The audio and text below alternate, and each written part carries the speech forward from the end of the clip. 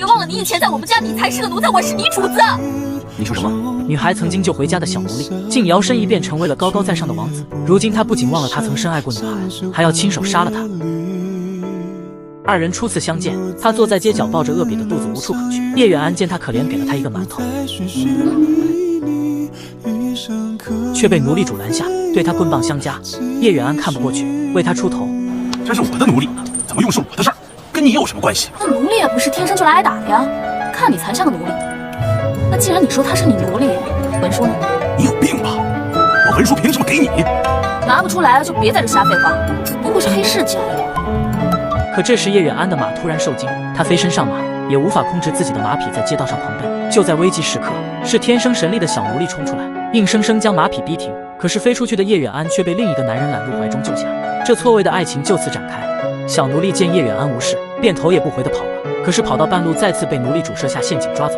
然而二人缘分匪浅，再次相见，是叶远安来到滚市查案，小奴隶被人像牲口一样从笼子里拽出来，他被好几个人控制着，反抗的厉害。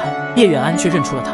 眼见着奴隶主又在殴打那个小奴隶，叶远安忍不住抢下奴隶主手中的棍棒，将小奴隶买了下来。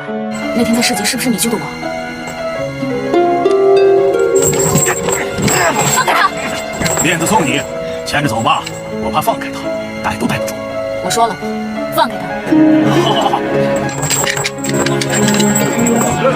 可是这小奴隶不但不感激，还将其他奴隶的笼子都打开，放跑了他们。他自己也转头跑得没影，搞得奴隶主将损失都算在叶远安头上，他也只能溜之大吉。很快叶远安又在青楼发现了小奴隶的身影，这次小奴隶似乎故意将他与赵兰芝引到一个地方，让他们发现破案的关键线索。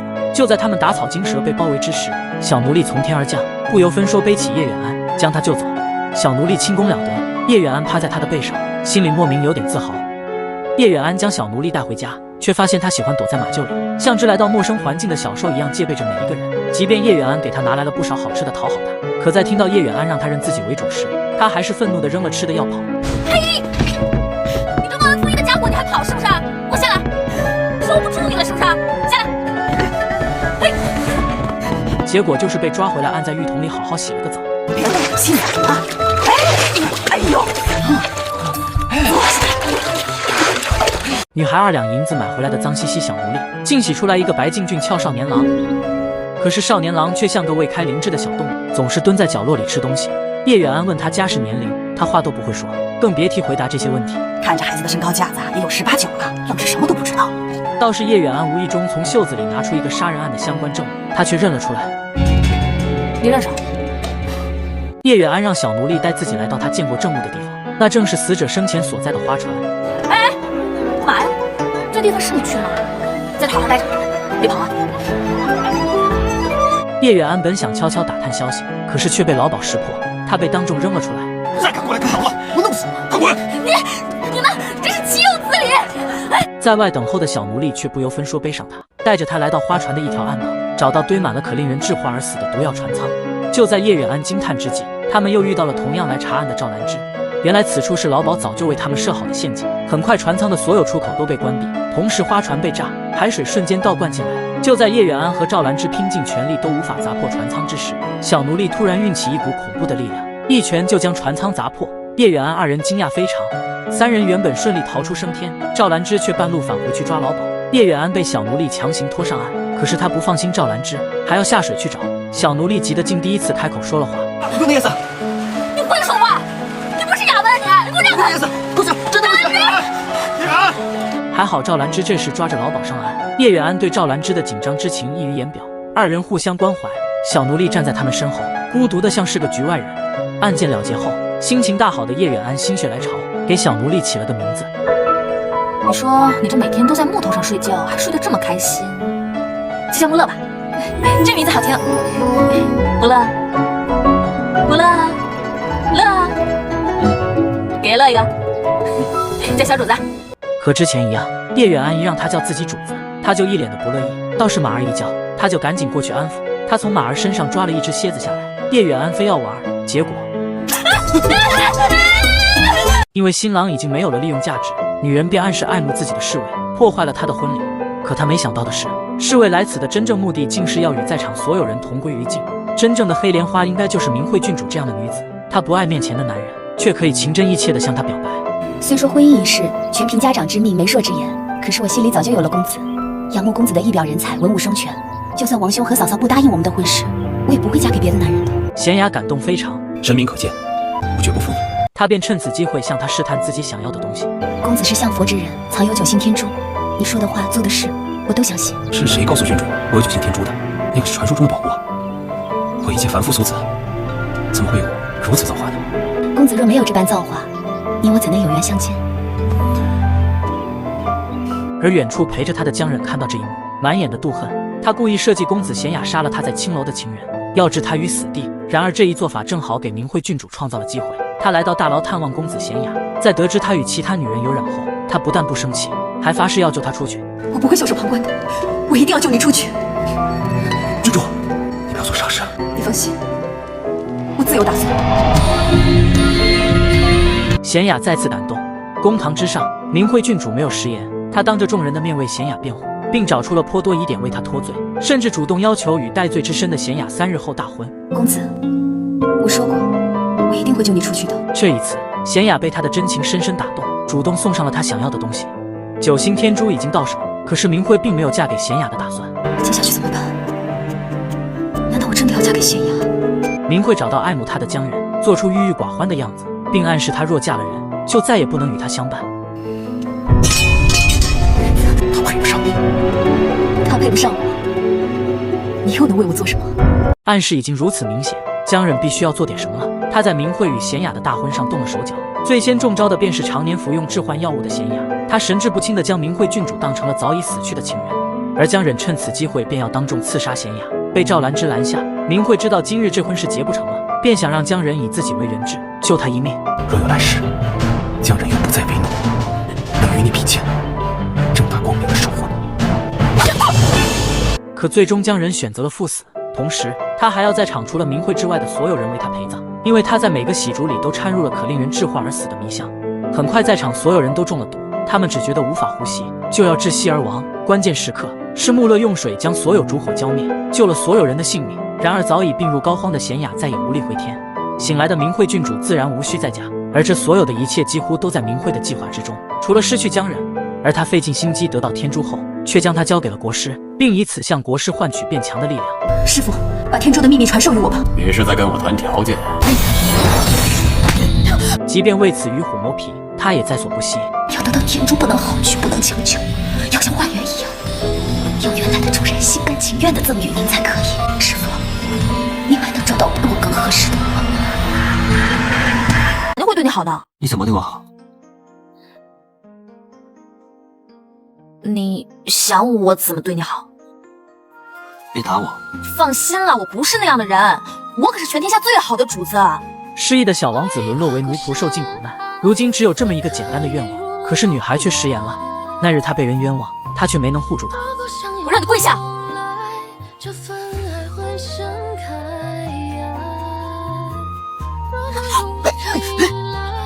有气！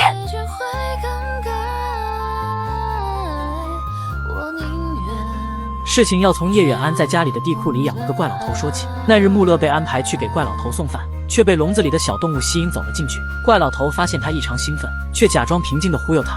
我是一名蛋，我先把舌头伸出来给我看。我告诉你，你别以为你能活蹦乱跳就以为自己身体健康，其实你已经病入膏肓了。今天早上大便了吗？什么颜色？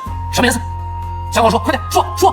没注意，你看，把舌头伸出来给我看，我就能告诉你身体是不是健康。伸出来，对，终于有活人给我试药了。吃了怪老头药丸的穆勒感觉浑身被火烧着一样，满夜府的乱窜，结果无意惹怒了叶远安的倒霉弟弟。小子，我一定把你赶出去！他吩咐下人故意做局诬陷穆勒偷看婢女洗澡。穆勒心性单纯，很容易就落入他们的圈套，被婢女们抓个正着。他本就不善言辞，此刻更是解释不清。这件事闹到叶远安和他后妈面前，这个家里后妈一直与叶远安针锋相对，自然不会放过修理穆勒给叶远安一个下马威的机会。他甚至将家里丢字画瓷器的事儿都栽赃在穆勒身上。母亲既然说他偷了东西，可有证据？我们大家住在这府上这么多年了，都相安无事，为什么他来了就开始丢东西了？你说不是他还会有谁啊？再说了，今天的事儿，这下人们可都瞧见了，难不成是我想污蔑他？如今众目睽睽，叶远安想袒护穆勒也没办法，在后妈咄咄逼人的攻势下，叶远安只能选择当众做样子。跪下！我让你跪下！可是他不懂，当他狠心甩开穆勒紧紧攥着他袖子的双手时，不听他解释就让他跪下时，穆勒的心中是如何的无措与失望。即便落在穆勒身上的那一鞭子并非叶远安所愿，可是他还是打了他。在单纯的穆勒心里，叶远安就是食言了。叶远安不得已向后妈求情服软，希望不要赶走穆勒。罚也罚了，打也打了，希望母亲能饶过他这次。倘若再犯，我一定不再求情。后妈却说什么都不肯放过他。穆勒不愿再听下去，他看着手臂上的伤，对叶远安伤心失望至极。你打我！穆勒狼狈地被种下人扔出府去。哎，走！好家伙，出去打出去！而叶远安却在穆勒离开后独自郁郁寡欢。此刻外面大雨滂沱，无处可去的穆勒孤独地走在雨中，他的腰上还挂着叶远安给他的腰牌，那上面刻着叶远安给他起的名字。他给了他安身之处，给了他名字，甚至还带着他一起体会这人世的繁华。可是最终他还是不要他了。然而没多久，叶远安便得知穆勒是被冤枉的。你给他吃过药啊？怎么样？吃了会怎么样？那是补肾气的。死人吃了能还阳。活人呢？变流氓。为此他狠狠拽了怪老头的胡子，教训了陷害穆勒的弟弟。为了找回穆勒，叶远安踏遍了长安的街头。就在他灰心丧气之时，穆勒正在他身后不远处被几个人围起来群殴。他们为什么追你？我没有杀人。男子被陷害关进大牢，却对来救他的女孩十分冷淡，只因为女孩曾经打了他。你打我！可是叶远安已经知错，他满长安的寻他，向他道歉。放心，我跟你保证，再也不会这样的行为。穆勒却不愿原谅。不行。然而在得知穆勒有难时，叶远安还是毫不犹豫地前来相救。他扮作小偷，故意将自己送进大牢见到穆勒，可是他仍旧不愿意搭理他。谁把你打成这样了？伤得这么严重？嘿，我跟你说，就是活该也要一个人在外面。叶远安也不当回事，他利用手里的工具轻松搞定守卫，换上他们的衣服。可还没等二人混出去，却又遇到了赵兰芝。幸好赵兰芝有意放水，二人才有惊无险地逃了出去。路上，叶远安询问穆勒牵扯的命案到底怎么回事，他这回老实回答：是他骗了我。原来是他这几天认识的一个混混，骗他去偷一个有钱人的银子。这种事我不做。其实那个人是我的仇人，他身上那些钱都是从我们家里骗走的。我父母知道了以后，因此自尽。你帮助我，是把我们家的东西拿回来，难道说还不应该吗？穆勒太过单纯，信了他的鬼话。结果二人刚一进屋就被发现，惊慌之下，混混将人捅死，并栽赃到他的身上。又杀人了！叶远安得知事情原委，本想带穆勒先回去，却被躲在一旁偷听二人谈话的赵兰芝拦住了去路。赵兰芝本就断定穆勒不是凶手，如今听了穆勒诉说的原委，三人达成一致，共同探查此案。他们通过混混在青楼的相好找到了他，为穆勒洗清了罪名。叶远安将穆勒带回家，在他想为他上药时，却发现他手臂上受了刑的伤口都奇迹般的不见了。逗玩呢？伤呢？穆勒自己也不知道是怎么回事。你不会真是什么妖怪吧？算，你是妖怪我也认了，反正也是我奴才。叶远安将腰牌还给穆勒，还向他真诚地道了歉。穆勒其实早就不怪他了，因为从他有记忆以来，只有叶远安对他最好。你对我真好。饿了吧？给你拿吃的，等着。这世界上谁对你最好？你。那你最听谁的话？你。我是你什么人？我是你主子。他是被女孩救回来的小马奴，却从不愿认他为主，因为他原本身份尊贵，骨子里自带高傲。而他不同寻常的表现，已经引起了叶远安的怀疑。起因是昨日叶远安带着他去罗天洞救因为赌债被扣下的弟弟，没想到却着了对方的道。对方首领武功高强，穆勒被他轻松打败，受了重伤。即便随后赵兰芝赶来，四个人还是被对方设下的机关关进了铁笼，沉入湖中。就在铁笼即将沉入水中之际，穆勒竟然试图将铁笼徒手掰开，引得对方首领大声嘲笑。然而下一刻，坚固无比的金刚被穆勒掰断，弟弟和叶远安被穆勒一一救出，赵兰芝却因为慢了一步，沉入水底。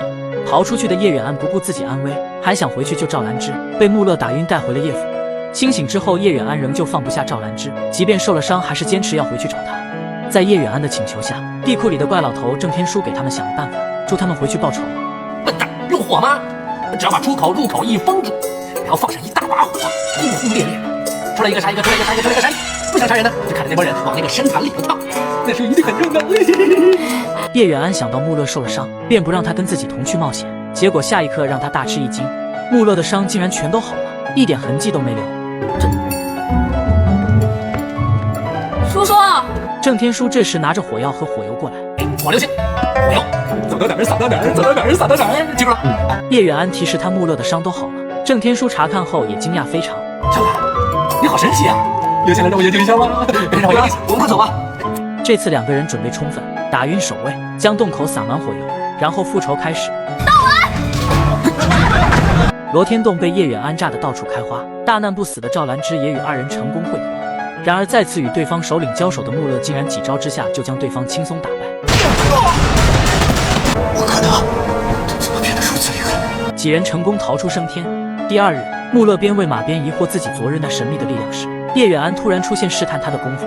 他也很好奇穆勒为何突然变得这么厉害，穆勒却说不出原因。他又询问他的过去，可是穆勒失忆了，什么都不记得。想想嘛，真不记得了，每次想就会头疼。叶远安想起穆勒昨日受伤自愈一事，便要再查看一番。那么严重，给我看看。结果刚好被他父亲和后娘撞见，叶父误会穆勒勾搭自己女儿，十分愤怒。你个狗奴才，你把主意打在小姐身上，看我不打断你狗腿！他找了个胳膊粗的棍子就要揍他，被叶远安拦下。后娘在一旁添油加醋，结果叶父气急之下要打叶远安，被穆勒轻松掰断了棍子。这一下震惊了在场众人。穆勒，你算什么东西？造反了是不是？后娘趁此机会继续挑拨。奴才敢跟主子这么说话，老爷这日子是没法过了。叶远安知道穆勒冒犯了父亲，家里再也容不下他，他便毅然决然地带着穆勒一起离家出走。这样做的后果就是两个人百无聊赖地待在路边饿肚子。都没带钱，你也没带吧？我饿了。月色的潋滟，多少星光眨眼，相识已缱绻，那是你我。失忆的王子爱上将她买回家的女孩，但女孩心里早已经有了别的男人，她心中失落，却也清楚她如今奴隶的身份配不上他。偶然间，她买了一副鬼面具，戴上之后，她脑海中浮现失忆之前的杀伐画面。那时的她在战场上所向披靡，无人能敌。正在此时，一个女子被撞倒，差点毁容。她及时救下她，面具掉落，女子看到她清俊的面容，一见钟情。多谢这位义士相救。不客气啊。哎，等一下，相见就是缘，你告诉我你叫什么，我们便是朋友。我叫……可他心里早已容不下其他人，便不愿与女子有过多牵扯。我叫什么不重要，我有事先走了。水月却不愿就此放过他，他故意偷了穆勒的腰牌，诬赖他弄坏了他贵重的耳环。我的耳环。穆勒没办法，只好答应几日后赔给他。后日此时此地，我赔你新的。好，我谢你。后日此时，我在这里等你。穆勒回到府上借了一圈银子也没凑够，只好找到叶远安。你有银子吗？可以借我一点吗？够吗？还有吗？谢谢你。叶远安虽然给了他银子，但是经过下人的提点，误会穆勒借银子是因为有了心上人。这么大好事都不跟我说一声，亏我平时对他那么好了。穆勒按照约定的时间地点去赔耳环，可是水月却看着他等在大雨中，不曾现身。咱们要不要现在过去？急什么？做事啊就要学习那钓鱼老翁，先让那小子吃点苦头。倒是第二日，他找上门来倒打一耙。你们怎么来这儿了？要不是你言而无信，我怎么会找上门来？明明是你们不守信。胡说！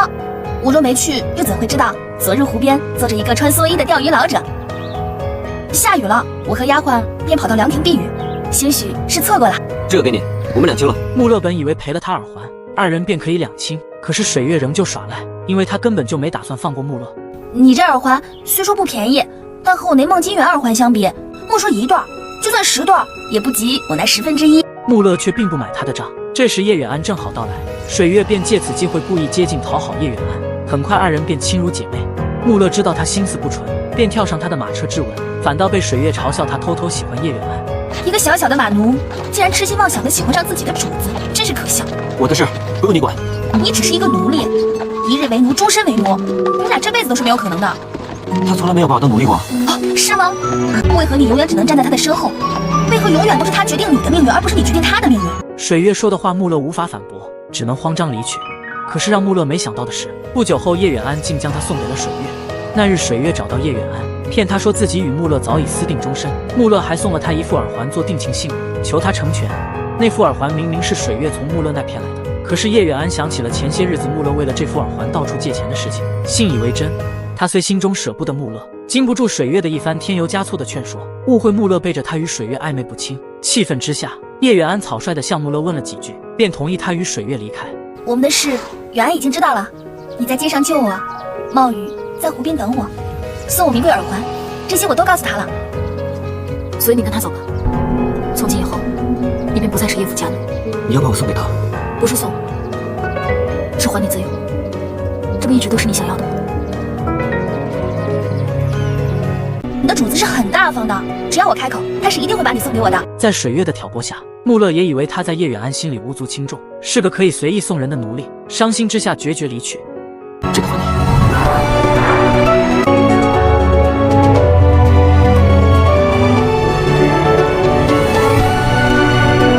你要把我送给他？不是送，是还你自由。穆勒，我说的没错吧？只要我开口，他是一定会把你送给我的。男子万万没想到，他爱慕的女孩竟轻易将他送给别的女人。可他不知道的是，叶远安这样做是因为被心经女蒙骗，才选择放他自由。他其实很在意他。水月，真心待他。放心，我会比你待他好。他是从我们叶府出去的人，如果他在你那儿受了任何委屈，我不会放过你的。穆勒跟着水月来到他的府邸，却仍旧想着叶远安闷闷不乐。水月心中嫉妒，便想要强行亲近他。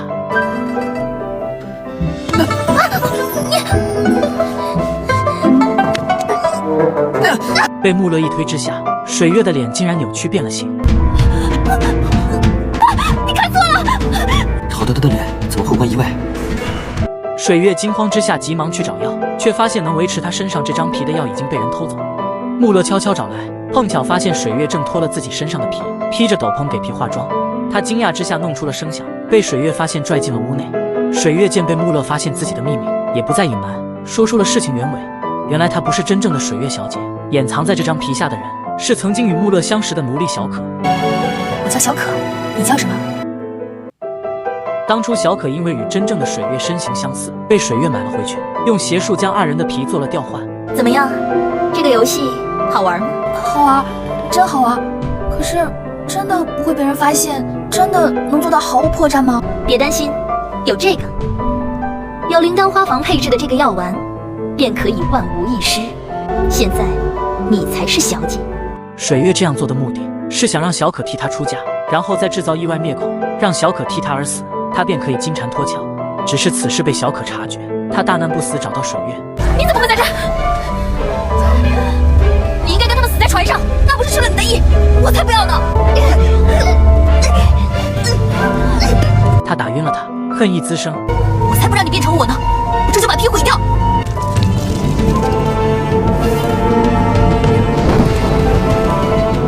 而小可如今十分后悔，他自己的皮毁了，水月的皮只能依靠那些丹药维持稳定。如今丹药被偷，他的好日子也快到头了。虽然换上他的皮囊，但我只要一日不服用丹药，不为自己细细上妆，便很有可能露出马脚。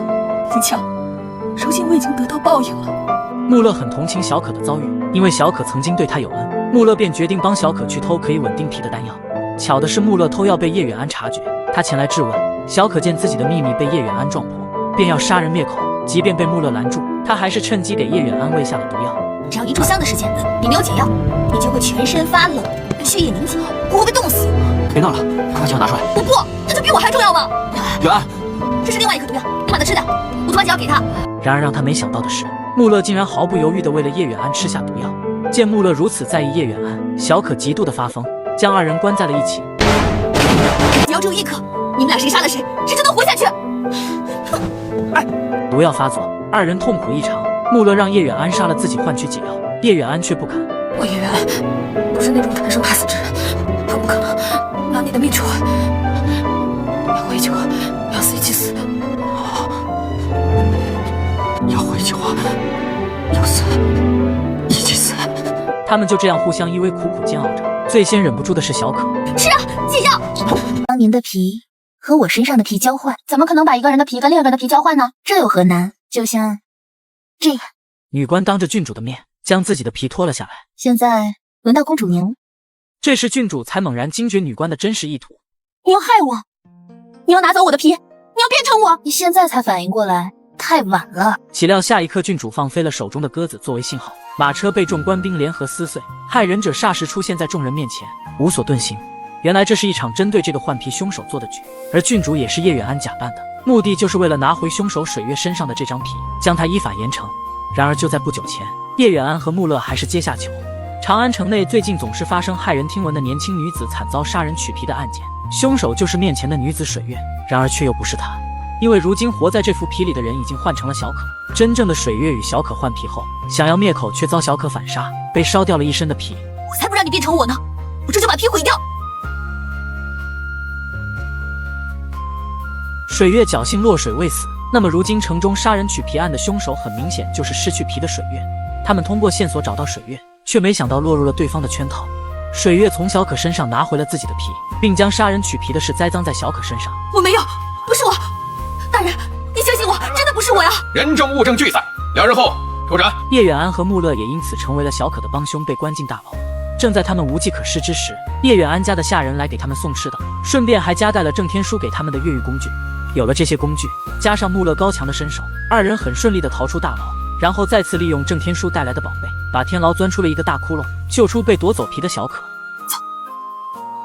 叶远安本想就这样送小可和穆勒离开，他自己留下，因为他不能因为自己牵连家人。月光下，他眼中都是对穆勒的不舍。可是船刚划出不远，穆勒突然跳下水游了回来，他宁愿死也不愿离开叶远安。你活着我就活着，你死了我就死了，是你在鬼市里把我救了，我的命早就是你的了。任凭叶远安如何斥责，他都不离开。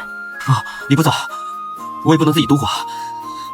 这时小可也折返回来，你们现在是判了死刑的，翻不了身的，你再这样我们都得死。小可却说他没杀人，不想背负杀人罪名一走了之。就这样3个人达成一致，要将水月的罪行揭露出来。叶远安找到赵兰芝，本想让他帮忙，可是他却将刀架在叶远安的脖子上，逼迫他交出穆勒和小可。说，把那2个人藏哪儿了？我没给你开玩笑。说。很快，小可在众目睽睽之下被斩首。水月得知此事，放松了戒备。他家如今落魄了，他便想要再次换上别人的皮，享受荣华富贵。为此，他当上了和亲郡主的女官，半路上便要对郡主下手。哪知道这一切都是为他设下的陷阱。还要抵赖吗？你没死，那小可他在等你把这皮还给他。原来当初赵兰芝带着叶远安面见了天后，禀明了事情原委，众人配合，才让水月落网。可是就在水月即将被带走时，一众蒙面人突然杀出来，水月趁机逃跑，叶远安被打伤，穆勒因此受了刺激，突然爆发恐怖力量，秒掉了在场所有的刺客，随后便晕了过去。你醒醒，穆勒，喜欢的女孩竟将他认作成别的男人。兰芝，你叫我什么？周兰芝啊。他心中酸楚，却认了下来。是我。任凭他抱着自己诉说着相思之情，因为他只有万事依着他才能救他的命。数日前，叶远安在睡梦中听见枕边的娃娃叫他的名字，远安。他突然惊醒，就见去世多年的母亲正站在床边对着他微笑。他思母心切，追着母亲出了门，母亲却告诉他自己是被后娘害死的，让他一定要为自己报仇。这时听到响动的穆勒出来查看，正好看到叶远安魔怔一般的背影。正房之中，叶远安一刀刺向正在熟睡的后娘，幸而后娘突然惊醒，躲了过去。接着叶远安便挥刀追着后娘乱砍，幸好穆勒及时赶来，制止住了他。你跟那个贱人一起害死我娘，我要杀了你说什么呀？也许是情绪太过激动，叶远安突然晕倒在穆勒怀中，可醒来之后他却不记得之前发生的事情，就连请来的大夫也看不出他到底得了什么病。电视病啊！药是不是你开的？你干什么呀？是不是中邪了？神经病大人，你赶快去请法师吧！我不干了！大夫，你回来！叶远安又开始发疯，即便叶家又请了道士来，也被神志失常的叶远安给赶走了。大小姐中邪重成这样，已经没得治了。你还是准备后事吧。同志们，走！你给我站住！站住！穆勒没办法，只好找到叶远安养在地库的郑天书，求他去救叶远安。郑天书神通广大，探看一番之后，给出了治疗方案。在你女儿身边摆满火盆，炙烤3天3夜，要是能扛得过来呢，就又是一个大活人了；要是扛不过来，你们就只能给他准备后事了。只是还需要留个人照顾叶远安，然而家里人都畏惧被他传染，只有穆勒站出来揽下此事。你不能离开他，他要什么你就给他什么，包括他要打你，你也得让他打。治考的第一天，叶远安将穆勒认作娘亲。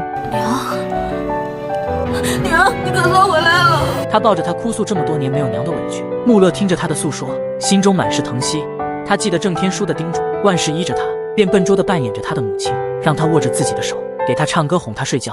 炙烤的第2日，叶远安像一只虫子一样在房梁上扭动，穆勒将他抱下来，喂他吃饭，他不但不吃，还故意弄了他一脸。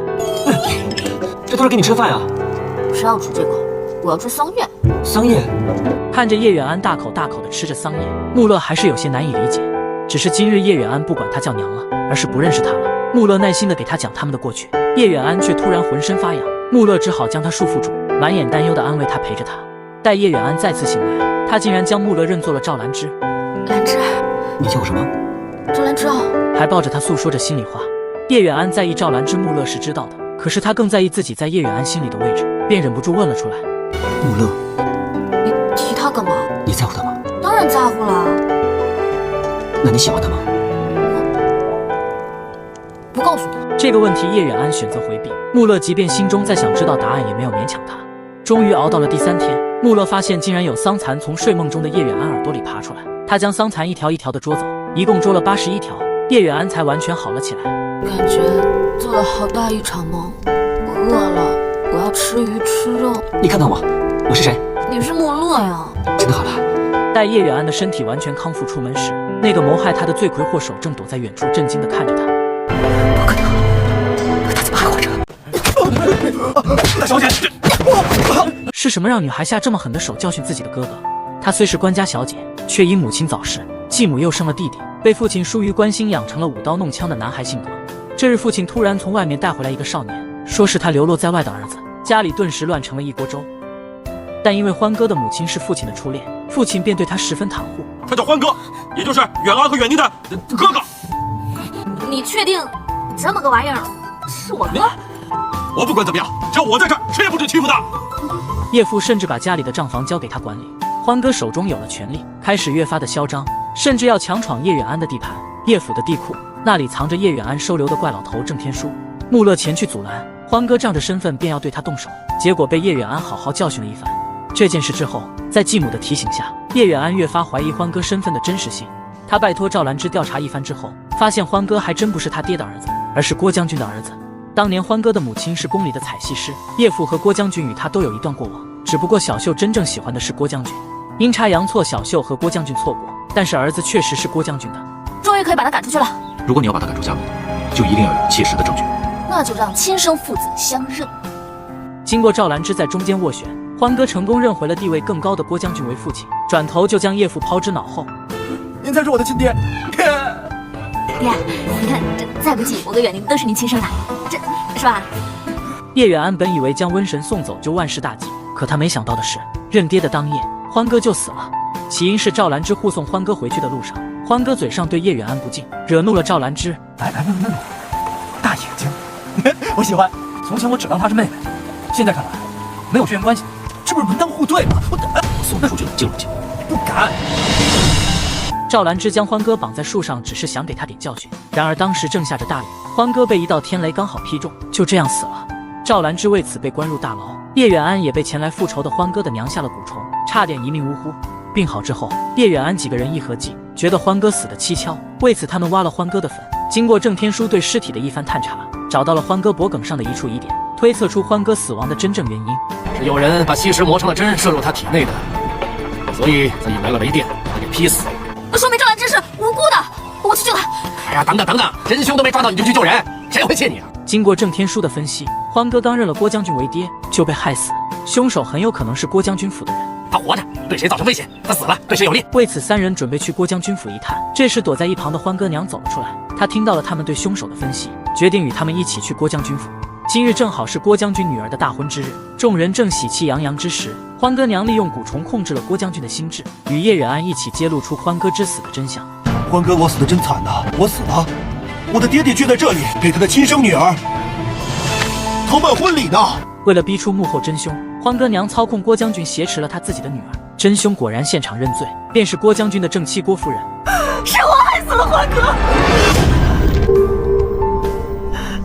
他和郭将军只有一个女儿，怕欢哥进门之后夺走自己女儿的一切，最终郭夫人畏罪自杀。欢哥娘因为手握天珠，被国师的人杀害。郭将军见欢哥娘死了，身体里的蛊虫受了刺激，变成了飞蛾妖怪，开始肆无忌惮的杀戮。眼看着叶远安就要丧命在他手中，幸好穆勒燃了一把火，将飞蛾妖怪烧死。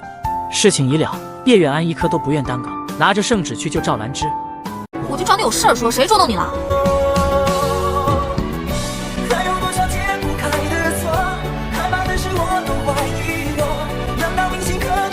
男子看着喜欢的女孩和别的男人喝酒开怀的样子，心里满是落寞。今日的酒宴本也邀请了他，但因为是情敌相邀，他便想也不想就拒绝了。我不去。这脾气越来越怪了，小秀以后讨厌。因为这句话，他还是来了，只是他发现那里根本没有自己的位置。他转身离开，脑海中浮现曾经叶远安将他认作赵兰芝的画面。你叫什么？赵兰芝啊。是我。穆勒喝了很多酒才回来，叶远安却已经等他多时。干嘛去啊？外面。我刚才让你出去吃饭，你不吃，你自己跑到外面找野酒喝去，是不是？穆勒不愿意搭理他，叶远安对他霸道惯了，非要将他拽起来。你干嘛？可他不知道，此时的穆勒心中对他的爱和无数情绪焦灼在一起，急需一个宣泄的机会。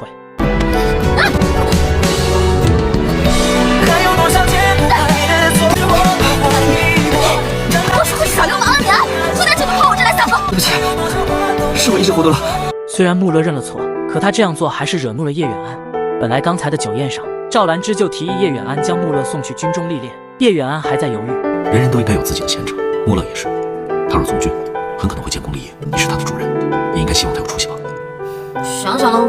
可是现在他很生气，直接决定将穆勒送去军营。不要把我丢掉。刚本来还说跟你商量商量的，看起来我也留不住你了，自己去吧。然而第二日，即便生穆勒的气，叶远安还是亲自将穆勒送到赵兰芝手里。当着穆勒的面，他一脸冷漠。可穆勒一离开，他就开始提醒赵兰芝要多关照他。人我是完完全全给你送过来的，回头你要缺个不少腿给我送回来，我可跟你没完啊！为了穆勒能在军营里混得开，走之前叶远安还偷偷在他的包袱里塞了银子。以穆勒的身手，在军营里几乎无人能敌，可太过出彩就容易遭人记恨。新兵营的副都尉是关系户，本想好好表现早点上位，却被穆勒压了一头，怀恨在心。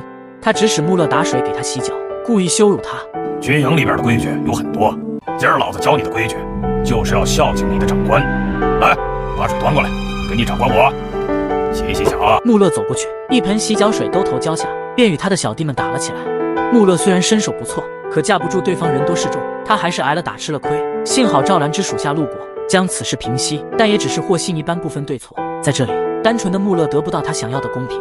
你穆勒，收拾干净。男人被绑住手脚拴在马后。好，住手！是女孩突然出现救了他的命，可他不但不感恩，还对他十分冷漠。那日穆勒冒犯了他，气愤之下，叶远安不由分说将他送来军营历练。然而心性单纯的他在这总是受人欺负，明明是别人挑衅在先，可是受到惩罚的却是穆勒，因为那个找茬的人是副统领的亲弟弟。是他无缘无故打我，是他先挑起来的。而其他人也都拜高踩低，联合起来做伪证指责他。这么多人指证，你还想狡辩吗？把他绑起来，抽20鞭子。幸好赵兰芝明辨是非，将正在受刑的穆勒救下。然而害人者怀恨在心，联合污蔑穆勒偷钱，再次将他抓了起来。他们将穆勒跪绑在马尾，想驱马拖行取他性命。这时叶远安跟着赵兰芝得到消息赶来，拦住了他们。赵兰芝询问了事情经过。这小子偷人银两，人赃俱获，可他却矢口否认。他们说你偷钱了，偷没偷？我没有。我信你。栽赃者拿出穆勒的银子充当证据，叶远安一看那钱袋子，就知道这钱不是穆勒偷的，因为那钱是他给穆勒的。心里有了底，叶远安便拿出证据为穆勒证明了清白。给他钱之前呢，我已经在上面抹好了骆驼草油，所以遇到碱的话会自然变蓝。赵兰芝清楚穆勒作为新兵没少受老兵的欺负，便借此机会训斥众人。今天你们欺负了谁，将来和你们一起共赴沙场，很可能就是在你身负重伤的时候背你回来的那个人。记住我的话。叶远安见赵兰芝如此威严明理，自然很是佩服倾慕。可看在穆勒眼里，他更加吃醋。即便他心里是感激叶远安的，可还是不受控制的对他冷言冷语。你让我信你什么？谢谢你把我送到这里来，被人欺负，受人诬陷。你给我站住！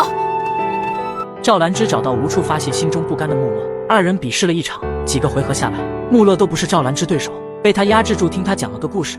赵兰芝的故事意思很明显，穆勒如今身份低微，即便叶远安跟他在一起也只能吃苦，还不如将心思先放在建功立业上。爱一个人，不应该给他最好的生活。很快穆勒便有了上战场的机会，赵兰芝设计诱捕了一个山贼首领，将他作为人质集结军队去剿匪。赵兰芝的话穆勒听进去了，战场上他杀敌十分勇猛，为此还受了轻伤。白日的战事很快结束，然而副统领和他弟弟并没打算放过穆勒。这次他们想了一条毒计，在给山贼的饭菜里下毒，再让穆勒去送饭。这么重要的人质死了，穆勒就再也翻不了身。很快礼报就找了过来，有个任务派给你，去给那个山贼送些饭食。穆勒本不想接这差事，但是又懒得和副都尉发生冲突，便拿着饭菜去了。让他没想到的是，山贼竟然是个熟人。你是那天在餐馆打死恶霸的大哥？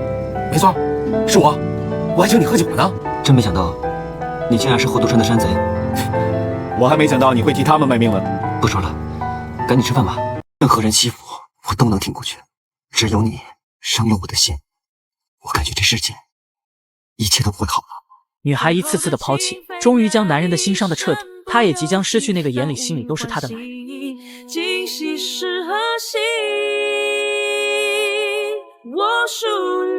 她本身份尊贵，因为失意沦落成为叶远安的家奴，并且爱上了他。可叶远安的心思总是在赵兰芝身上，而忽视他对她的感情。那晚穆勒借着醉意吻她，叶远安却因此将她丢到情敌手下去当兵。这人野心，给我多管管。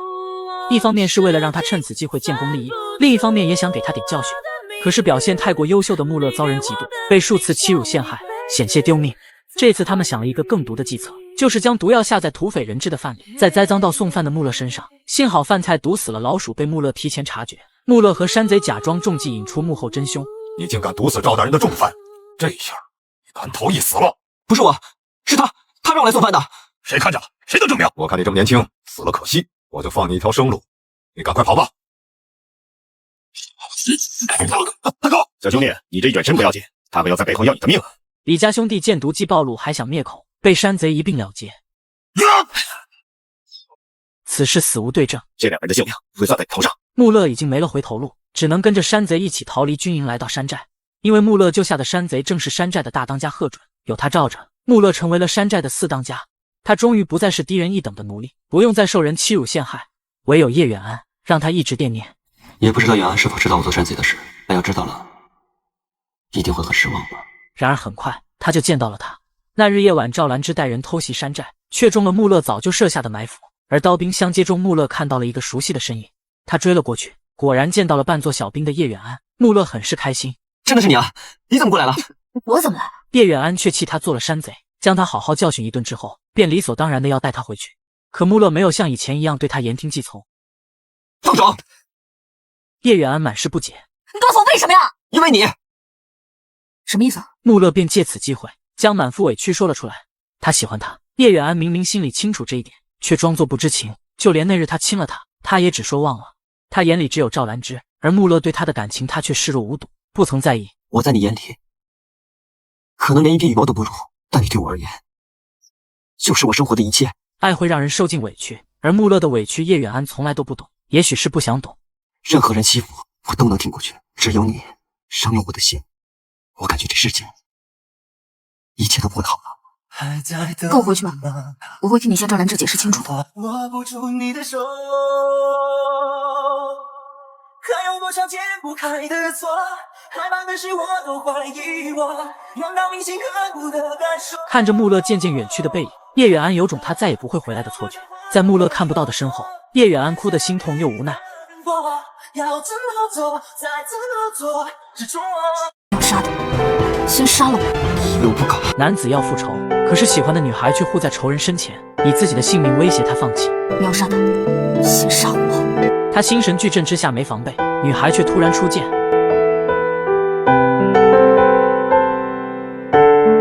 几日前，穆勒最敬重的义兄贺准被杀，他们的山寨也被赵兰芝带人端了。穆勒便把这笔仇记在了赵兰芝身上，发誓必报此仇。可他不知道的是，当日赵兰芝被贺准暗算重伤，叶远安气愤之下亲手杀了贺准。穆勒单枪匹马潜入军营，伺机刺杀赵兰芝。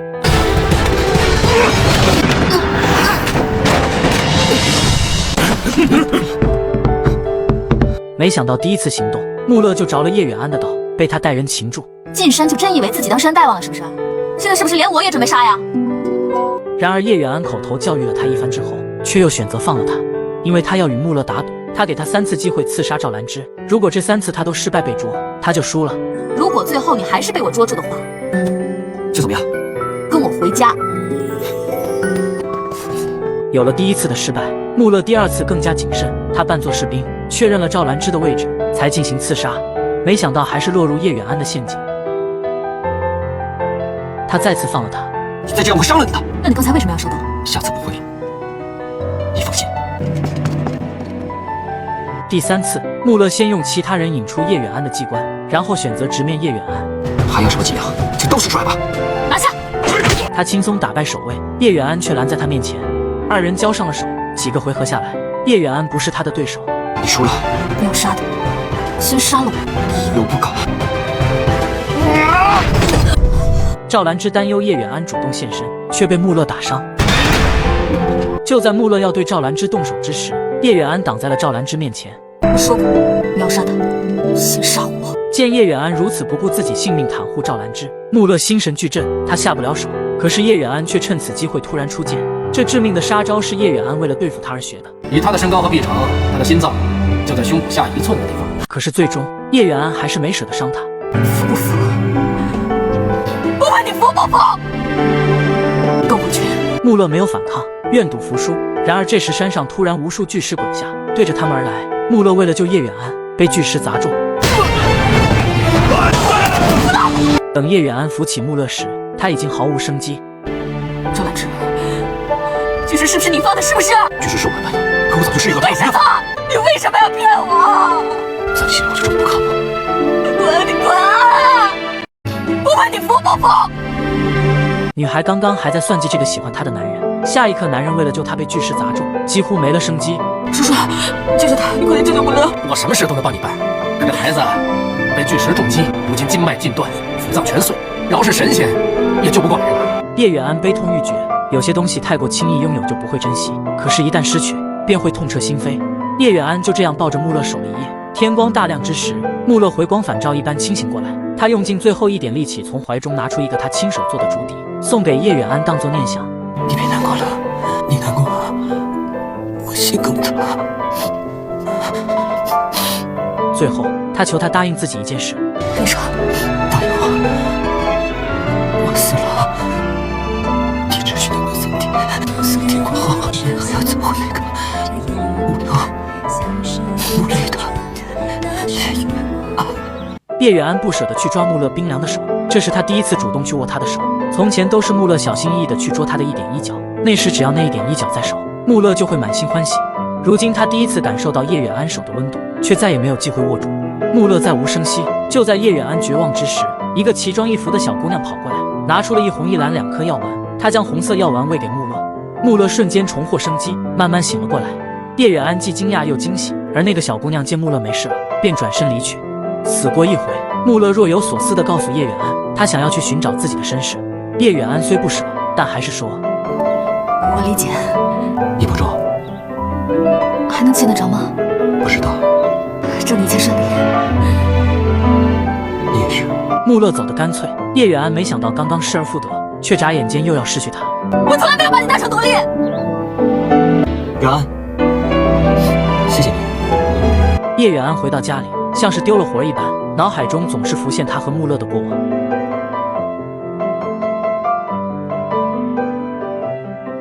而远在他方的穆勒也总是拿着叶远安给他的腰牌，常常思念着他。夜深人静时，叶远安吹响穆勒送给他的竹笛，听着悠扬的曲调，他就有种穆勒一直陪着他的错觉。只是再一次相见，便是叶远安全家有难之时，穆勒不远万里将郑天书绑回来，救叶远安于绝境。你们怎么来了？你有危险，我怎么能不管？我在乎你。疯了吧你！为什么他可以我就不可以？女孩没想到小奴隶对她的占有欲如此强烈，刚刚赵兰芝只是拉了她的手，她就如此在意。那些关你什么事儿啊？是，我谁都不是。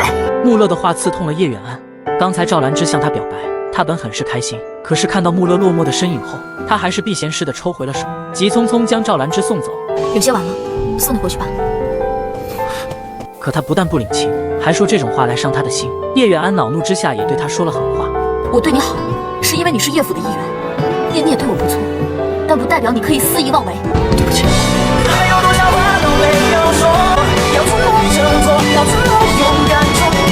然而转过天，叶远安就没事人似的找到穆勒，献宝似的拿出一样东西。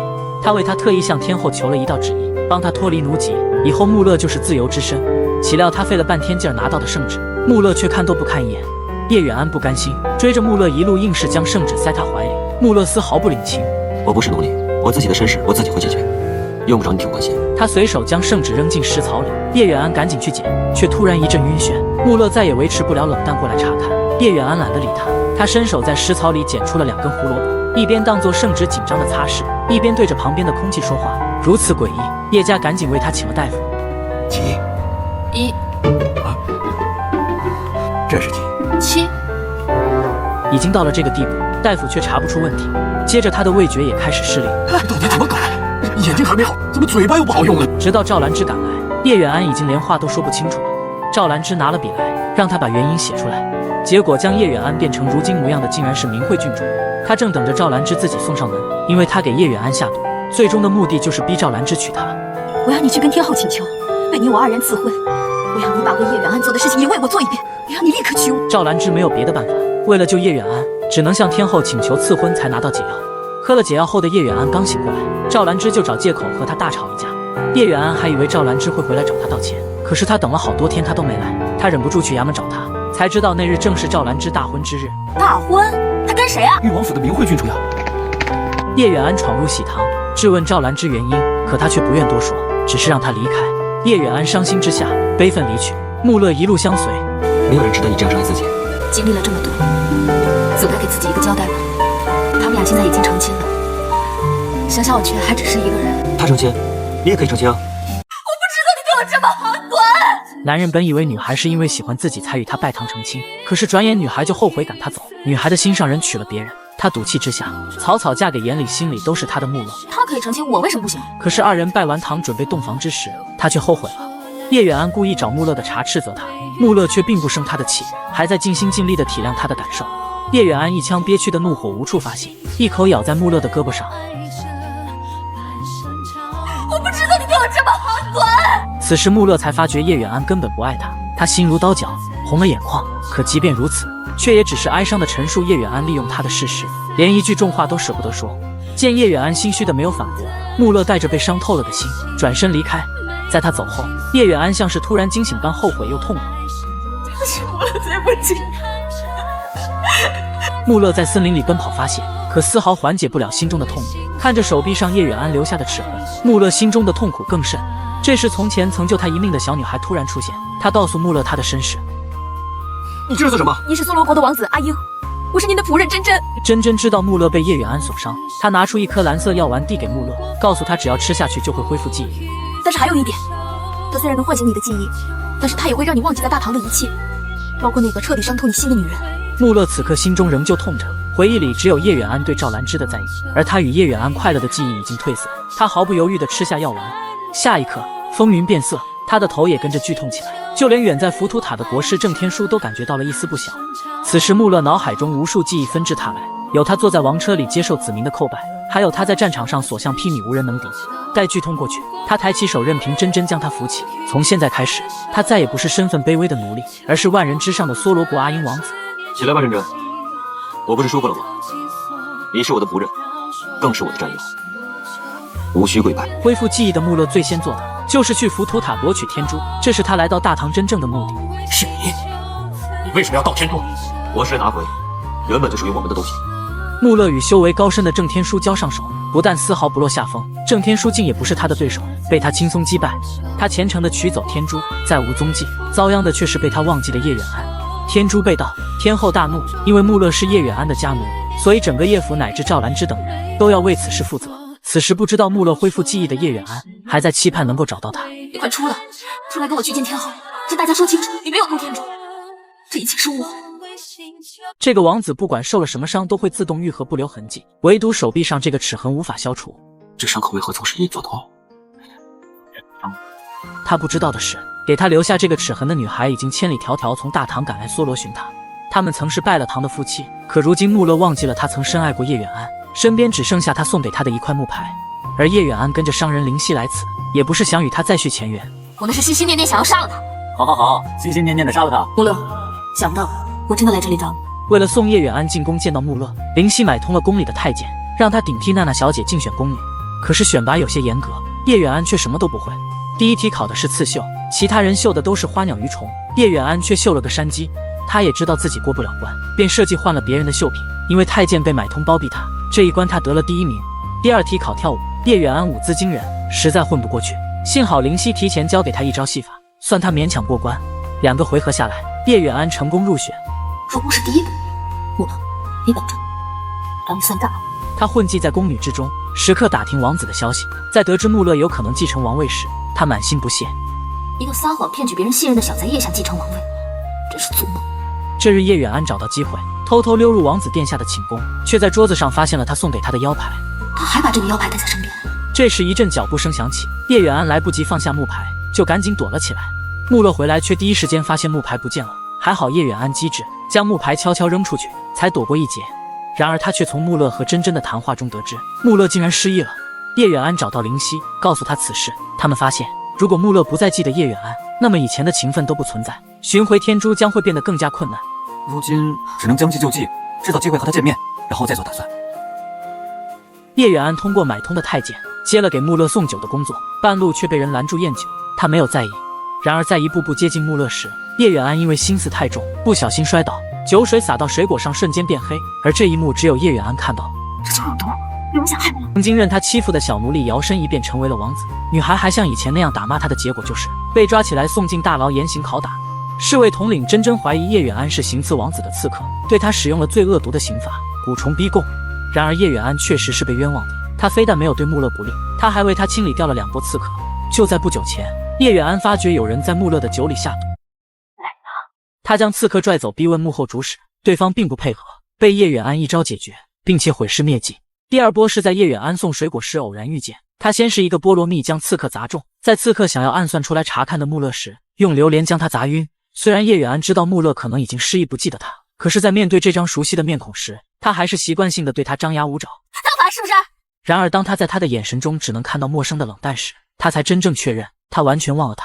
珍珍，把这个女人带下去，好好审问清楚，看看她究竟什么来历。叶远安被关进大牢，珍珍将一条蛊虫塞进他的嘴里。你要是不说实话，他就会啮咬你的内脏。我劝你还是老实交代，好让我给你一个痛快的死法。只要鼓声敲响，叶远安就会痛苦非常。可他始终没有说出他来此的目的，直到疼晕了过去。怎么可能啊？没有人能躲得了我蛊虫这一关。难道他真的没有撒谎？整个逼供过程，穆勒一直在远处神情冷淡的观看。对于这个结果，他似乎不再怀疑叶远安对他不利。而等众人都离开后，叶远安突然一脸狡黠的睁眼，原来刚才都是他演的。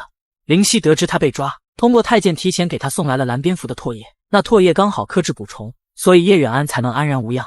如今确认穆勒确实忘记了过去的一切，叶远安只好利用木牌上穆勒2个字，将他引来大牢相见。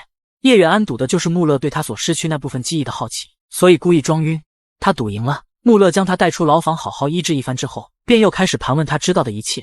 叶远安面对他，脑海中总是难以抑制的对他肆意妄为，可是有了刚才大牢那一遭，他再也不敢轻举妄动。他眼下是王子，可不是我以前的小奴，一个不高兴就把我宰了也不费事，我得悠着点，可不能一个冲动就前功尽弃了。见穆勒催促，脑筋一转，叶远安就编出来一个他们之间感人肺腑的爱情故事来。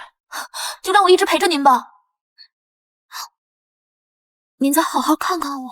然而穆勒并不傻，他虽然不信他的这些鬼话，但是为了弄清楚事实，他将他留在身边做近视宫女。多谢王子。什么王子？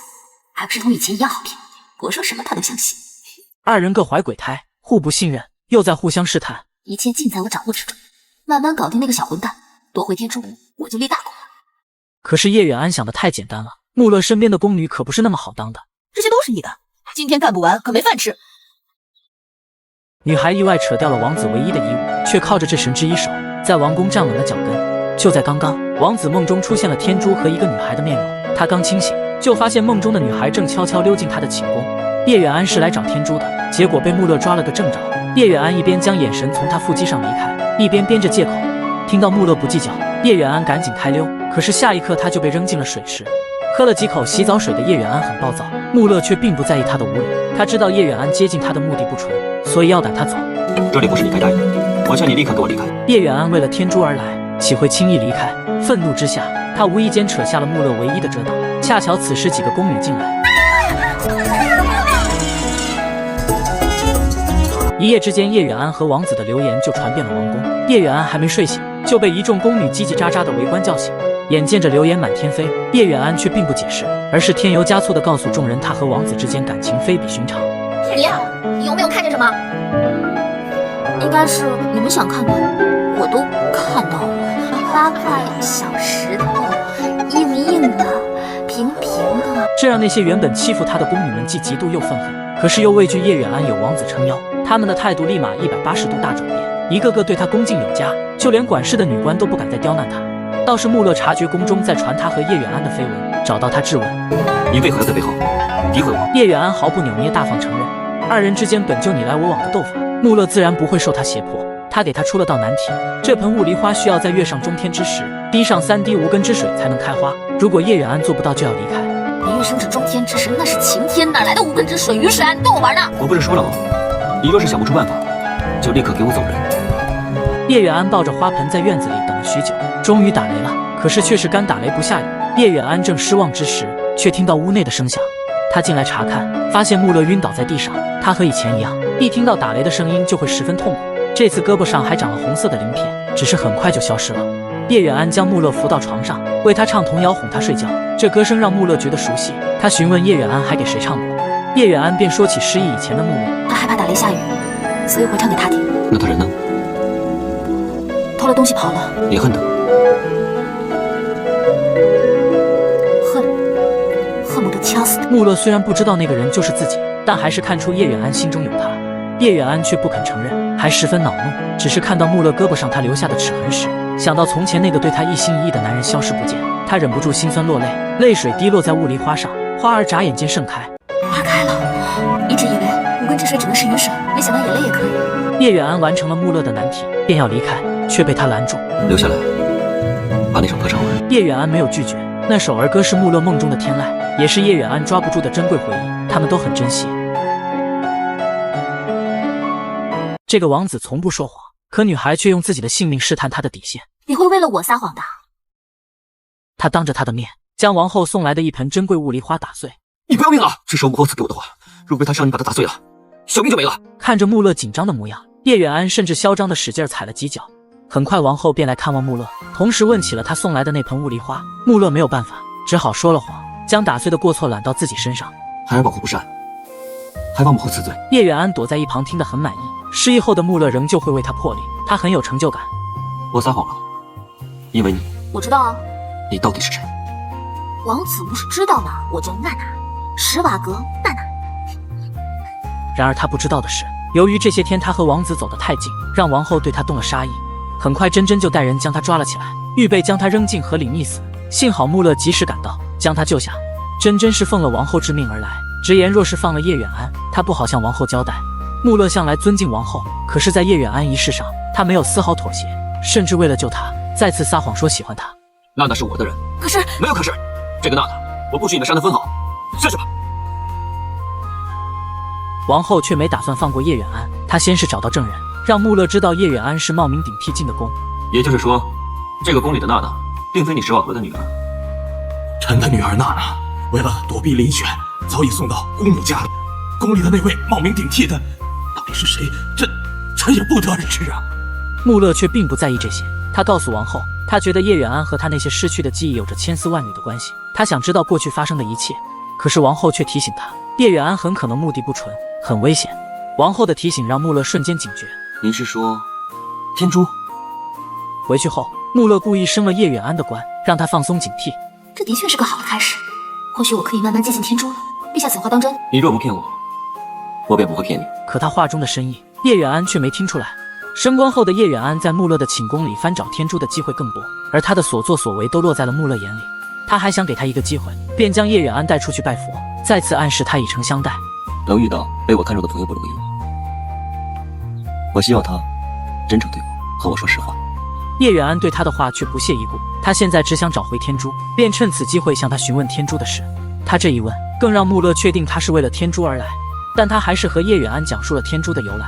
天珠本就是梭罗国的宝物，却因为可以迷惑人的心智，为祸众生，几经辗转流落到大唐。他去大唐将天珠取回，只是为了救他的父亲。难道只有天珠才能救国王吗？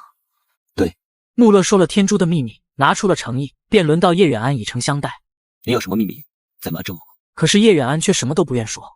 王子多虑了，区区一个宫女而已，谈得上什么秘密吗？与此同时，远在大唐的郑天书闲来无事，给叶远安算了一卦。大凶之兆啊！别忘了，你以前在我们家，你才是个奴才，我是你主子。你说什么？高高在上的王子，竟曾是女孩捡回家的小奴隶。那时他爱她深入骨髓，却被女孩伤透了心。你的开心、难过，都是因为我。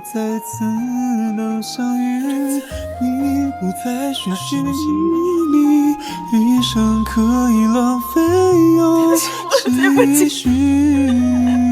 如今叶远安千里迢迢来找他，却并不是想与他再续前缘。你在我们家装作马奴，就是为了盗天珠。我不远万里从大唐来到这里，就是为了找到你，把天珠夺回去，救我家人。然而穆勒却失忆了，叶远安所说的他都不记得，他只知道他给过他机会说出实情，可他却选择欺瞒，并且悄悄跟踪他，伺机盗取天珠。穆勒早就察觉他的用心，故意用假天珠设计他，将他一举擒获。人赃并获之下，叶远安无可辩驳。然而看着穆勒对他失望的样子，叶远安终于压抑不住心中的委屈，情绪激动地说出实情：我来这儿就是为了盗天珠的，怎么样？这件事本就是穆勒盗取天珠，害他全家被下大牢在先。他将天珠取回救他的家人，并不觉得自己有错。你说的这些事情，我都没有印象。你有什么证据可以证明你说的都是事实？那块木牌你还记得吗？穆勒是你的名字，是我给你起的。叶远安清楚地讲述了他曾经在大唐如何救他，以及给他取穆勒这个名字的缘由。穆勒看着那块他一直随身携带刻着他名字的木牌，似乎相信了叶远安所说。这是给你的，上面是你的名字，给你选了个姓，那个姓比木头的木好看。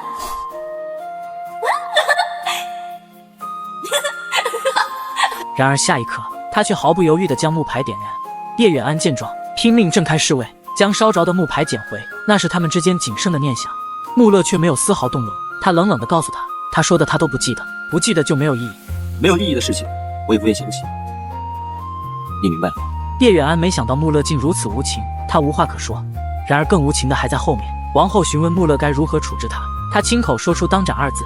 他从王后手中接过刀，看向他时，眼神冰冷。叶远安的心跌入谷底，以为自己今日便要命丧于此。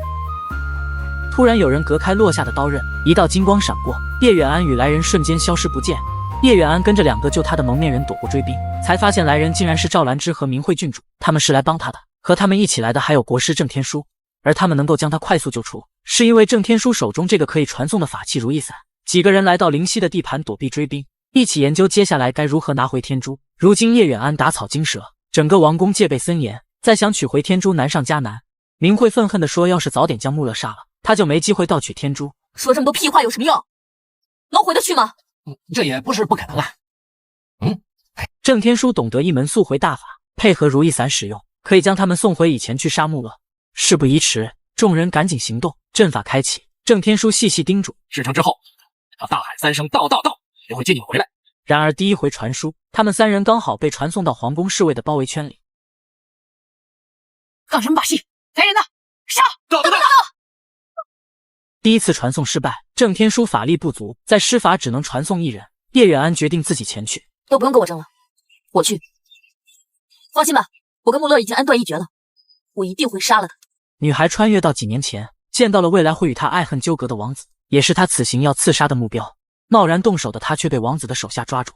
穆勒现在虽不认识叶远安，却没有杀他，而是将他带到一个树林绑了起来，告诉他一会儿有个朋友过来，让他随机应变，好好应付就会放了他。这么简单？就这么简单。真是此一时彼一时，原来给我当小奴，现在居然支持我。很快天上一道红光闪现，一个男人出现在叶远安面前，并且上来搭讪。叶远安编故事卖惨说好话一套流程下来，让男人掉进了穆勒设的陷阱。穆勒很满意叶远安的配合，放他离开。叶远安却是来杀他的，可还没等他拔刀，陷阱里的男人突然发狂变身，冲出陷阱将叶远安掳走。妖怪！原来刚才那男人是一只鹿妖，他将叶远安带到他的秘密洞府，里面竟还有许多被他掳来的女子。鹿妖变回人形，面目狰狞地对着叶远安大骂，却不曾碰他一下。我就是不打女人，否则的话我就把你打成猪头，你妈都认不出来，你信不信？不信。待他情绪稍缓，却又突然对叶远安求婚。神经病啊！被拒绝后的鹿妖愤怒不已，化形后癫狂地跑掉。叶远安出去看了一下，发现洞府在悬崖之上，根本无法逃走，转而和其他女子了解到路妖叫小南，他们也都是被他抢来的。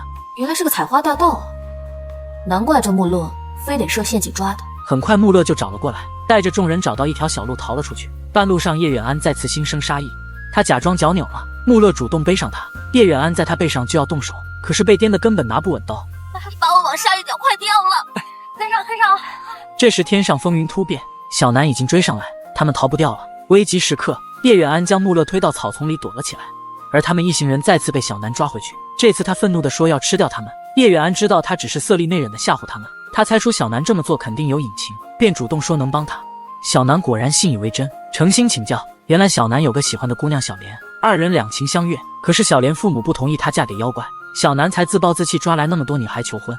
叶远安脑筋一转，你把他们放进去，他们回去一传十，十传百，说小南不是个坏妖怪，是个好妖怪，不仅不伤害我们，还好吃好喝照顾着。你说到时候他爹娘一知道一高兴，成了。说的有道理。可是小南放了那些女孩，却唯独不愿意放叶远安走。他们都不懂我，你最懂。你是我想要的那个，咱俩成亲。来，你还要不要小莲了？那你说怎么办？怎么办？怎么办？幸好穆勒再次赶来，小南愤怒的变身，穆勒挡在叶远安身前，眼看着穆勒支撑不住，叶远安忘记了他是来杀他的，捡起刀砍断了鹿角。小南的力量突然消失，变回人形。见穆勒要杀了小南，叶远安出声阻止。为什么不能杀他？他做了那么多坏事，我要为民除害。可他从来都没有害过人。可他是妖怪啊！他是因为太伤心了才这样的。什么？我是人，我不是妖。女孩终于找到机会杀掉前夫，可是男人正在看魔法书籍。女孩刚要动手，魔法启动，她身后的铜顶盖突然对她展开偷袭。怎么了？没事。看好门，别乱动。重整情绪，叶远安第二次动手，拿出了一根绳子，准备勒死穆勒。然而魔法再次启动，绳子自动将叶远安的手绑成了花。你怎么跑这儿来了？手上还绑着绳子。为了思念家乡，就带了习俗翻绳子。叶远安没有放弃，第三次他拿出匕首，下一刻魔法直接将他掀翻。你这是怎么了？快起来！你还带了匕首？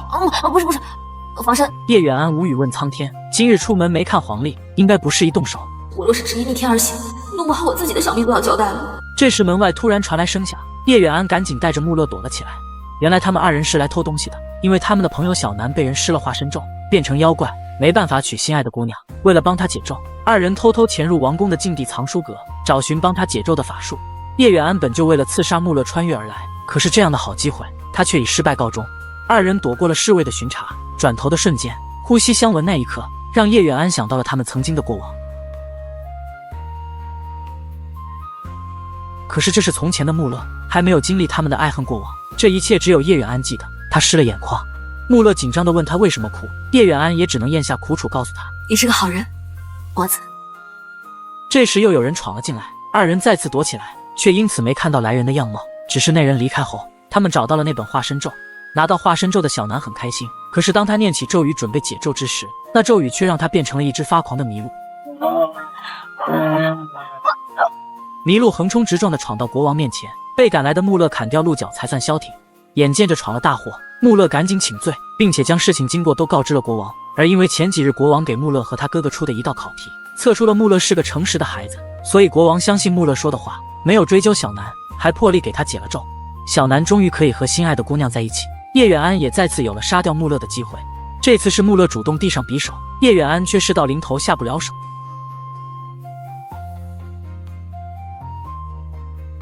你不是不能杀我，是你不忍心杀我。你个奴婢，凭什么长得比主子好看呢？因为嫉妒女孩比他长得好看，女妖施法将她扔出窗外，女孩却刚好落在王子的怀里。这是穆勒第二次和叶远安相遇，第一次相遇叶远安莫名消失，他找了他许久，再次相见，叶远安却慌张跑掉，躲了起来。穆勒追上来，女妖丹珠见到他英俊的面容，对他一见钟情。穆勒发现叶远安就在桌子底下，却没勉强他相见，而是让丹珠帮忙给叶远安带话，而他的话都是说给叶远安听的。我一直在找他，想知道他叫什么，去了什么地方。如果我找不到他的话，我会很担心。还有，告诉他，我会一直在他消失的地方等他。穆勒离开后，丹珠问叶远安为什么躲他。叶远安刚才被丹珠捉弄了一番，满脸脏兮兮的，自然不愿意这样邋遢的样子见穆勒。你喜欢他哦，不然干嘛那么在乎他看到你脏兮兮的模样？我告诉你，少给我胡说八道！我是来讨厌他。太好了！丹珠大方表示自己喜欢穆勒，让叶远安帮忙撮合。什么玩意儿？干嘛吃醋啊？他本不愿意，可是丹珠用法术威胁他，叶远安只好识时务的答应下来。不过说好啊，这事我帮你可以，但帮完了以后你一定要把我身上东西解开，要不然我就带着他私奔。好，我答应你。穆勒早已经等在河边，期待着与叶远安相见，而在他的身后，叶远安正在给丹珠出主意接近穆勒，只不过出的都是馊主意。千万别把他当人看，就把他当你的下人奴隶看。这样行得通吗？听我的，保管没错。丹珠信以为真，被叶远安一脚踢出去。你干嘛？吓我一跳！你大胆，死奴才！穆勒认出了丹珠，态度缓和，丹珠却再次语出惊人：“你跪下！”你叫我跪下？你不跪也是可以的。丹珠按着叶远安给的思路和穆勒尬聊，叶远安听得很是无语，穆勒却没心思与丹珠纠缠。他看到了叶远安的身影，便急匆匆拦在他身前，质问他这段时间去了哪里，当初为何突然消失。叶远安是穿越而来，目的就是为了杀他改变未来，可是却一直下不了手。那日有人偷袭穆勒，小南替穆勒挡下暗算而亡。叶远安和穆勒追踪凶手之时，他的马中了对方暗器，叶远安急忙控马，无意间触发了回去的咒语，被郑天书拉了回去。他这回再次穿越而来，仍旧是为了杀掉穆勒，所以其中的原因他不能说，只能顾左右而言他。穆勒也不勉强，知道叶远安平安，他便放心的要离开。叶远安哪能让他这么容易走，便找了借口，带着丹珠跟着他去了皇宫。换上王子装束的穆勒让丹珠再次疯狂心动，看直了眼。趁着穆勒去忙，丹珠让叶远安赶紧撮合他俩。叶远安头疼的吐槽他不争气啊！你看看你每次见到他神魂颠倒的，真的是连话都不会说，你说他怎么被你吸引？丹珠却说自己从未和男子说过话，难免紧张。你帮我想想该怎么办嘛？我觉得吧，你就别拐弯抹角了，喜欢他就大大方方告诉他，用你的真心感动他。好，大大方方告诉大大方方。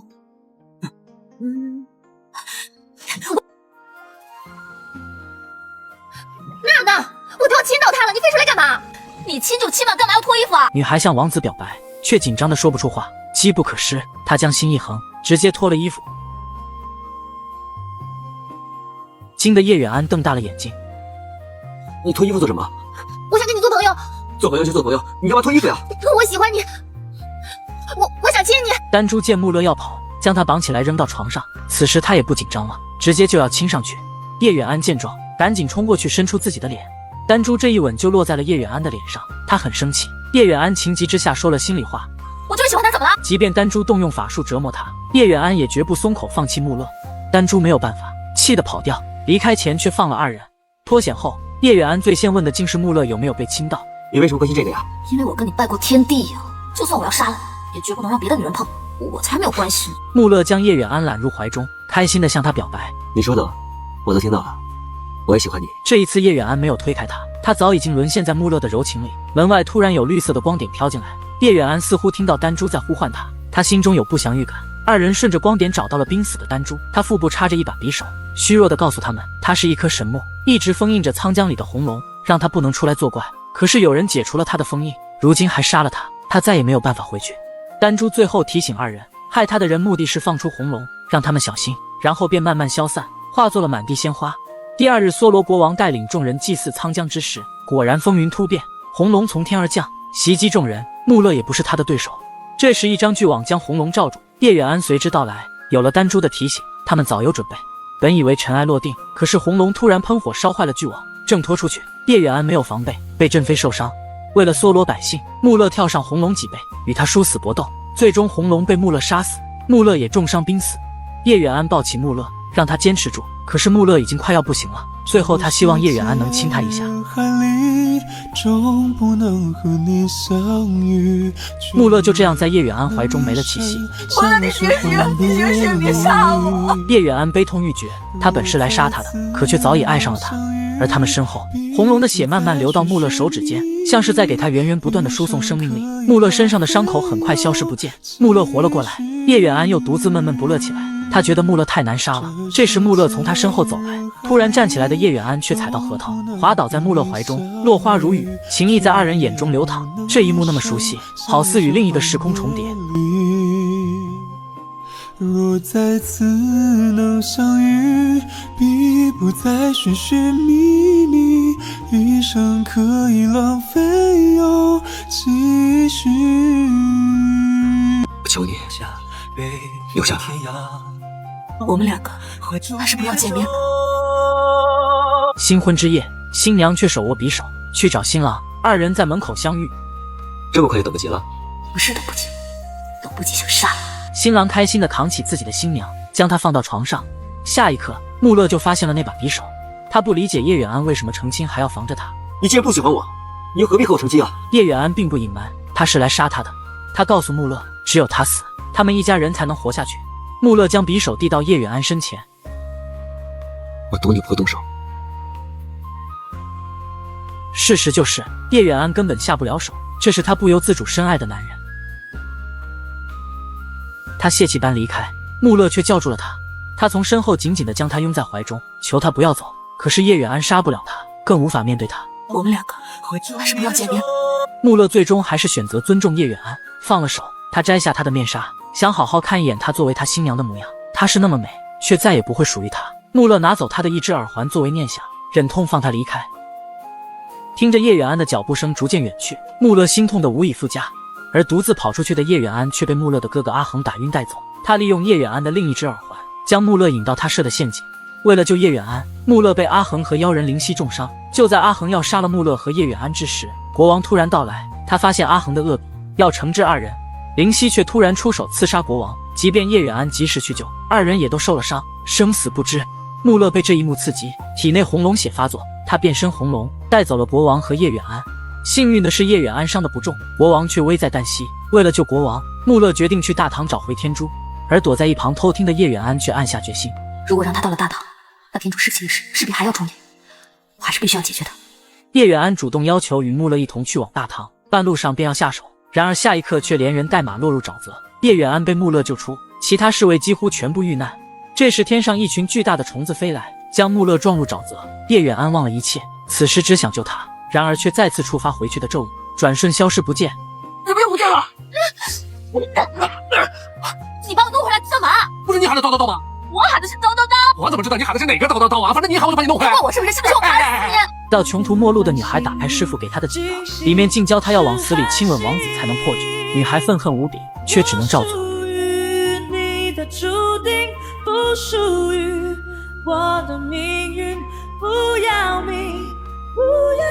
这一吻让失忆的穆勒终于记起叶远安是他深爱的人。你是远安，我是你的穆勒。可是此时叶远安已经变成了妖怪，村民们要杀了他。眼看着穆勒为了护他，就要被村民围攻，叶远安变身蝙蝠带走了他。恢复记忆的穆勒想抱着叶远安诉说失而复得的喜悦，可是叶远安却对他满怀恨意，甚至要杀了他。月圆之日那夜，他们几人中了幕后之人的圈套，穆勒控制不住自己，变身红龙，即将为祸天下，铸成大错。为了帮穆勒除掉身上的红龙之血，叶远安的师傅郑天书以身殉道。杀手，杀手！就连赵兰芝和明慧郡主也落下悬崖不知所踪。落单的叶远安被灵犀的蓝蝙蝠咬伤，再也吃不下任何食物，除了人血。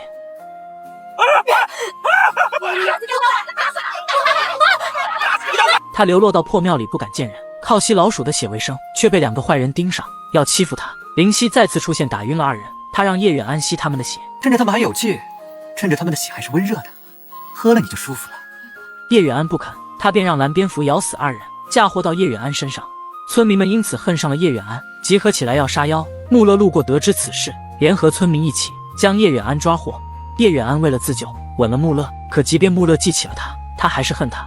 如果不是穆勒偷走天珠，他们就不会落到如今的地步。叶远安向穆勒讨要天珠回去救家人，穆勒却宁愿死在他手里，也不愿交出天珠。是因为大唐的天后，他的野心，他要用天珠来一统天下。谁统天下我不在乎，只要我在乎的人他们活着。如果你今天不把天珠还给我，没有你的话，我早就死了。我的命早就是你的了。叶远安还是对穆勒下不了手，即便他如今变成了妖怪。他向穆勒放了狠话，要与他恩断义绝，便转身飞走。然而很快，他们又再次相见。这一次，叶远安被关在笼子里，如待宰的羔羊。灵犀将叶远安抓来，用他的血给波凯将军续上了断肢。而波凯将军今日当着穆勒的面，要抽干叶远安的血，让那些伤残的将士恢复如初。这一切都是灵犀的阴谋。穆勒是王子，如果他阻拦此事，便会失去军心；若是不阻拦，他就要亲眼看着所爱惨死眼前。穆勒却是无论如何都要护下叶远安，即便以一己之力与天下为敌，叶远安不忍心让他将自己交出去。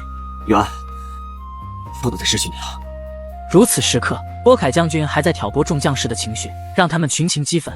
眼看着士兵们拿着刀一步步逼近，王后也在给穆勒施压，让他交出叶远安。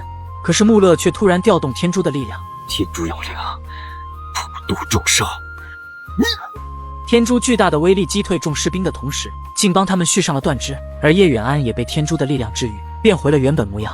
待一切尘埃落定，穆勒却因为私自动用天珠的力量，破了自己定的规矩。不仅天珠被王后收回，他也要受到严重的处罚。阿英王子，这个钉子上有梭罗国的封印，一旦钉到你的琵琶骨上，你就会失去武功，你不后悔吗？不后悔。王子为了女孩受尽折磨，可女孩在王子和天珠之间，却毫不犹豫地选择了天珠。下一刻，叶远安将天珠全部扔掉。你选了天珠还扔它，找死！谁告诉你我要天珠？他最终选择了穆勒，这也意味着他要失去自己的生命。请你说话算数。可穆勒也不能幸免。当他坦然赴死之时，叶远安突然出现在他身后。你没事，没事就好。原来是王后被他们的真情所感动，放了他们。最后，王后又给穆勒一次机会，问他真的愿意为了叶远安放弃王位和权力吗？远安是我唯一的妻子，孩儿将会与她不离不弃。至于王位与权力，孩儿甘愿放弃。穆勒不舍得与王后告别，哥哥阿恒也送上祝福。自此，二人决定回到大唐。可就在他们刚来到大唐边境之时，叶远安莫名被人绑架，原来是真真带人来抓捕他们。此时穆勒被定了琵琶骨，失去武功，打不过他们。为了叶远安，他甘愿束手就擒。真真却突然反水，杀了同来的其他人，并告诉穆勒，阿恒杀了王后，嫁祸到他身上，如今正到处通缉他们。这是让你永世不得翻身啊！这样陌生的阿恒让穆勒难以置信。真真却告诉他，阿恒身边有一个叫灵犀的人，一直帮着阿恒暗中谋划对付他们。就连穆勒和叶远安因为天珠相爱相杀，都是他们一手促成。一切真相大白，真真帮助穆勒斩掉了琵琶骨的钉子，穆勒恢复了武功。突然门外闯进来许多杀手，他们是奉阿恒的命令来取回天珠。原来那日叶远安借着丢天珠的时机，偷偷藏起了一枚。刺客在恢复武功的穆勒面前不值一提，可穆勒却因为关心叶远安疏于防范，被刺客偷袭，是真真替他挡下致命的一刀。安葬好真真，穆勒决定回去向大哥问个明白。他本不想叶远安冒险，打算独自前去。一起先回大唐，如果我们还有缘的话，我们自会相见。可这一次，叶远安坚定的选择对他不离不弃。好，我们绝不分开。穆勒和叶远安在王后的葬礼上现身，他们当着民众的面揭露阿恒的虚伪和罪恶。穆勒一心为国为民，深得民心。阿恒见事态无法控制，调动天珠的力量，不仅重伤穆勒，还将叶远安身上的那枚天珠也夺了回去。这时灵犀出现在众人面前，此前他一直改换容貌欺骗叶远安，这回终于恢复真容。叶远安气愤地想杀他，却碰不到他的身体分毫。是人是鬼？穆勒和叶远安都被阿恒制住，眼见无计可施，叶远安拿出郑天书留给他的第二个锦囊，却被灵犀打掉。一个小孩好奇捡起来，拉响了里面的明光炮。突然赵兰芝和明慧郡主从天而降，将穆勒和叶远安救走。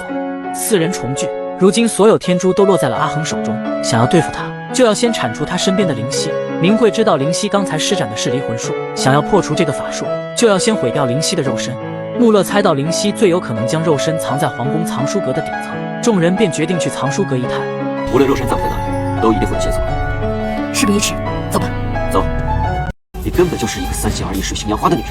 今天我就要替天行道，杀了你这个祸害！女孩的丈夫突然性情大变，要杀了她，下一刻却又一脸担心地将她扶起。叶远安不敢再信任她。你发什么神经把我打成这样？穆勒莫名其妙的同时，又跑出来一个和他长得一模一样的人。为什么会有两个穆勒？两个人都说自己是真的穆勒，可他们不仅长相相同，就连和叶远安一起经历的过往，二人都如数家珍。叶远安一时之间无法分辨，你究竟是什么妖怪？怎么会知道这么多事情？我就是穆勒。叶远安突然想到了一个方法。穆勒体质奇特，不管多重的伤口都会自己愈合。如果是真的话，自己划一刀。好。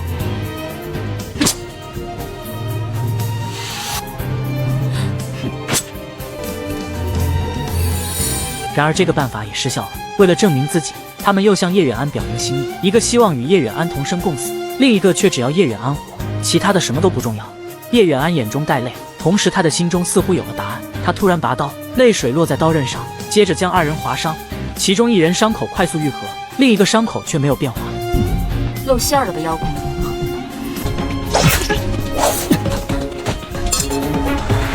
原来只要沾上叶远安的泪水，穆勒的伤就不会愈合，这是只有叶远安知道的秘密，穆勒自己都不清楚。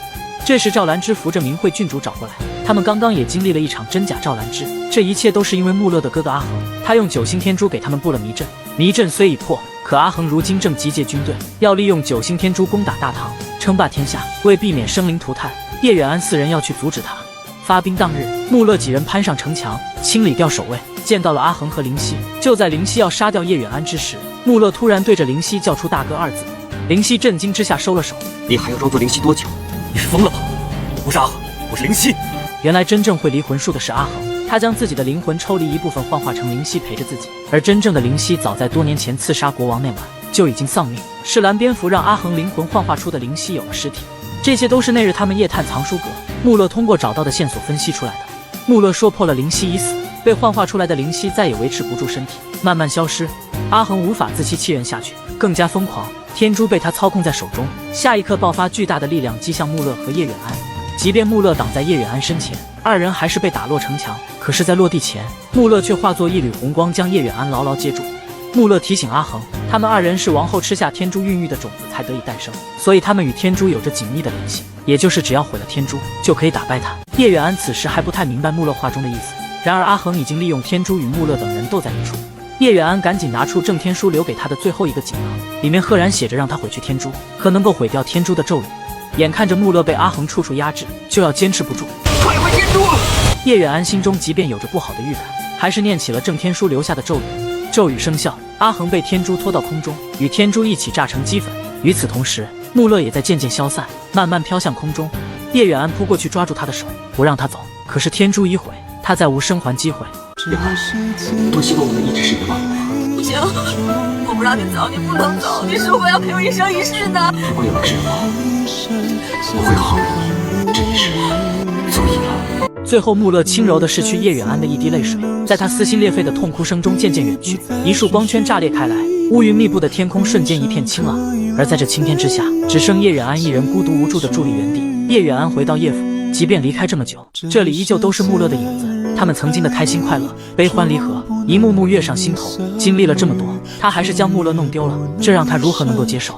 冥冥中，叶远安似乎听到了穆勒在呼唤他的名字。他开心地奔出门去，那个熟悉的身影正在远处等着他。